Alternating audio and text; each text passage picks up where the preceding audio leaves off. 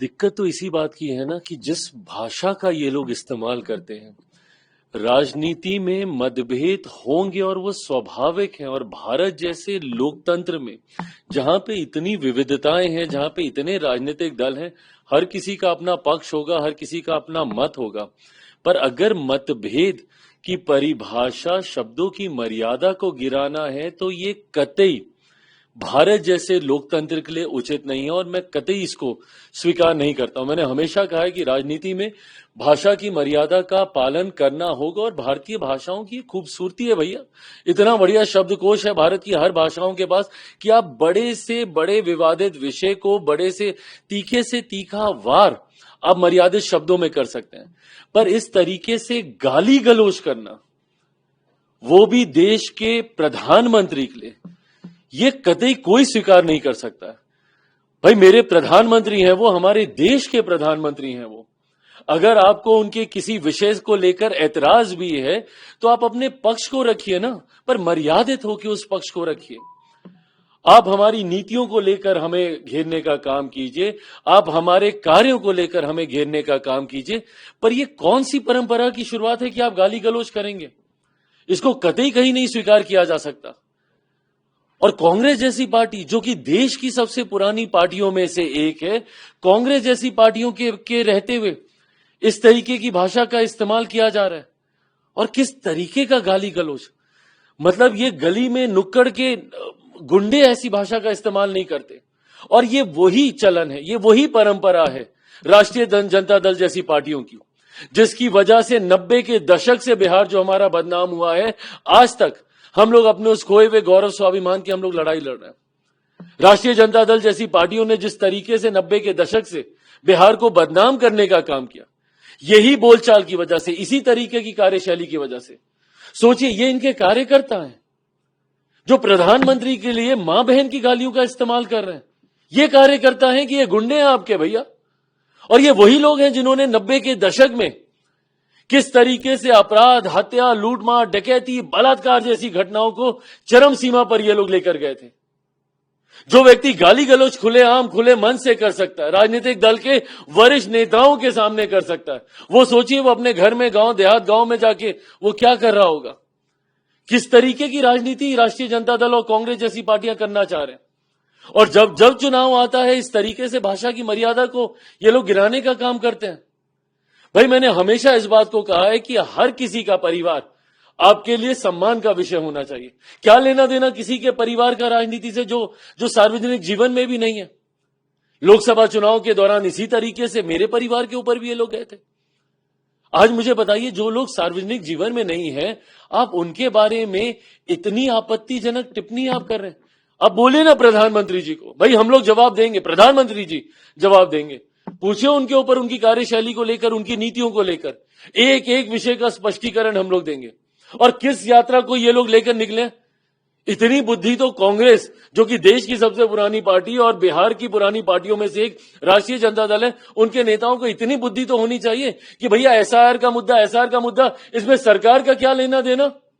केंद्र सरकार ना 3 में ना 13 में, आपने बार बार आपत्ति दर्ज कराई चुनाव आयोग के सामने जाकर। आप बार बार वहां पे गुहार लगा रहे थे कि भैया ये वोटर लिस्ट में धांधली हो रही है, वोटर लिस्ट में धांधली हो रही है। आपकी शिकायत के ऊपर उसका निवारण करने के लिए चुनाव आयोग ने एक प्रक्रिया का इस्तेमाल किया। इसमें केंद्र सरकार कहां से आ रही है भाई? केंद्र सरकार की इस यात्रा में आप केंद्र सरकार को आप घेर रहे हैं। इस यात्रा का केंद्र सरकार से क्या लेना देना? एसआईआर का मुद्दा ये चुनाव आयोग का मुद्दा, क्योंकि आप शिकायत कर रहे थे लोकसभा चुनाव के बाद, महाराष्ट्र के चुनाव के बाद आपने बार बार बोला कि वोटर लिस्ट में धांधली हो रही है, तो चुनाव आयोग ने उसी प्रक्रिया का इस्तेमाल किया जो इससे पहले भी देश में 4 बार की जा चुकी है।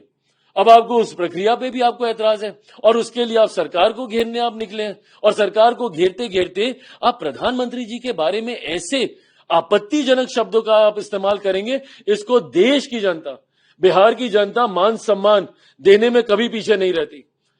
लोकसभा के दौरान भी जब इन्होंने मेरे परिवार के लिए भी ऐसे शब्दों का इस्तेमाल किया था, तुरंत इनको जवाब मिला था। और बिहार की जनता आज भी ये देख रही है। चुनाव में ना सिर्फ इनको इसका जवाब मिलेगा, बल्कि देश की जनता ये देख रही है कि कैसे आप अपनी ओछी राजनीति को साधने के लिए आप घर परिवार की माताएं बहनों तक को आप उसमें घेरने का आप काम कर रहे हैं, जो कि घोर निंदनीय है। मैं, मेरी पूरी पार्टी इसकी पूरी तरीके से निंदा करती है। ये कतई अच्छी लोकतंत्र का परिचय नहीं है। क्या मतलब है ये चोरी जैसे शब्दों का? लोकतंत्र में आप जी रहे हैं, कभी आप प्रधानमंत्री को घेरते घेरते आप पूरे चौकीदार समुदाय को आप चोर बोलने लगते हैं।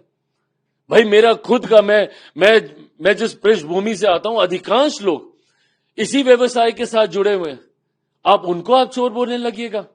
आज ये वोट चोरी क्या होती है? ये चोरी हर चीज में। पर कांग्रेस की दिक्कत भी यही है ना, जिन्होंने खुद इतनी चोरियां कर रखी हो, जिन्होंने खुद इतने घोटाले कर रखे हो। 2000 का दशक हम लोग भूल नहीं सकते हैं भैया। एक के बाद एक के बाद एक के बाद नए इतिहास गढ़ने वाले घोटाले ये लोग लेकर सामने आए थे। इसीलिए इनको सिर्फ वो चोरी शब्द हर चीज में समझ में आता है। भले वो प्रधानमंत्री जी को घेरते हुए पूरे चौकीदार समुदाय को चोर बोल देना, या फिर पूरी चुनावी प्रक्रिया को एक धांधली बना देना, एक चोरी का एक गिरोह बना देना। ऐसे में उस वक्त भी देश की जनता ने इन्हें जवाब दिया था, आज भी देश की जनता जवाब देगी। भाई कितना दूर है बिहार का चुनाव, पता चल जाएगा। और कहीं ना कहीं आपकी घबराहट दिखाई दे रही है ना, जिस तरीके से आप पूरे प्रदेश में एक ऐसे मुद्दे को लेकर जिसकी शुरुआत आपने की। इससे पहले ईवीएम ईवीएम ईवीएम रोते रहते थे ये लोग।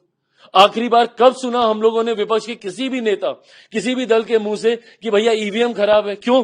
क्योंकि जितनी बार स्पष्टीकरण मांगा, ईवीएम मशीन इनके सामने रख दी कि भैया हैक करके दिखाओ, तोड़ के दिखाओ, कैसे क्या हो सकता है, नहीं कर पाए। तो अब इनको नया मुद्दा चाहिए था। नया मुद्दा क्या? तो भैया अब ये एसआर वाला मुद्दा। अब 7-8 साल ये वाले मुद्दे पे लोग बहाना देते रहेंगे कि भैया हम लोग चुनाव हारे। क्यों? क्योंकि वोटर लिस्ट में आप धांधली कर रहे हैं। तो भैया एक बार तो जाइए आपत्ति दर्ज कराने। अगर आप बोल रहे हैं कि चोरी हो रही है तो कहां पे शिकायत लिखाइएगा? आप चुनाव आयोग के पास जाइएगा। कौन से विपक्षी राजनीतिक दल ने कोई एक भी आपत्ति वहां पे दर्ज कराई हो? अगर आपके पास इतने ही प्रमाण है, आपने कर्नाटका का आपने दिखाया ना उस दिन, वो पूरा वो पावर पॉइंट प्रेजेंटेशन इन्होंने पेश किया था। किसकी सरकार के खिलाफ था वो? किसकी सरकार है कर्नाटका में? आप ही की सरकार है ना। तो मतलब आपकी भी सरकार धांधली से बनी है। तो ना आपको अपनी बनी सरकार पे भरोसा, ना आपको हम लोग की बनी सरकार पे भरोसा है। तो अगर आपको चुनाव प्रक्रिया पे, चुनाव प्रणाली पे आपको भरोसा ही नहीं है, किसी भी संवैधानिक संस्था, संवैधानिक पद पर बैठे व्यक्ति का अगर आप समर्थन ही नहीं करेंगे, अगर आपको उस पर विश्वास ही नहीं रहेगा, तो आप अराजकता की तरफ आप देश को लेके जाना चाह रहे हैं। और ये अराजकता की शुरुआत है। अराजकता में ही ऐसा होता है, गाली गलौज जैसा माहौल बना देना, उत्पाद खड़ा कर देना, हंगामा खड़ा कर देना, यह अराजकता वाला माहौल है। पर जब तक मेरे प्रधानमंत्री हैं, इनकी ये मंशा कतई पूरी नहीं होगी।